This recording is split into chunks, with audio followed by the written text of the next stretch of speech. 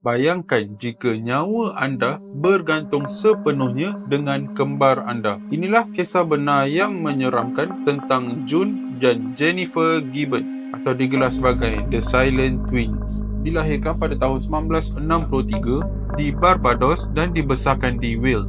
June dan Jennifer Gibbons berkongsi lebih daripada sekadar rupa. Diorang ni terlampau rapat sehingga kan tak ada siapa yang boleh pisahkan mereka. Tapi ada sesuatu benda yang pelik. Mereka bercakap dalam satu bahasa rahsia. Satu bahasa yang hanya mereka sahaja yang faham. Dan tak lama kemudian mereka berhenti bercakap dan hanya bercakap sesama sendiri sahaja. Cikgu-cikgu, doktor, malah ibu bapa mereka sendiri gagal untuk menembusi tembok yang mereka bina. Seolah-olah mereka hidup di dalam dunia mereka sendiri. Dunia yang tiada siapa dibenarkan untuk masuk. Namun hubungan mereka bukan sekadar aneh, ia juga menyeramkan. Mereka bergerak serentak, meniru gerakan satu sama lain seolah-olah mereka berkomunikasi secara telepati. Dalam diary mereka terungkap fantasi gelap, pemikiran jahat dan satu rahsia yang mengerikan. Salah seorang daripada mereka harus mati supaya yang seorang lagi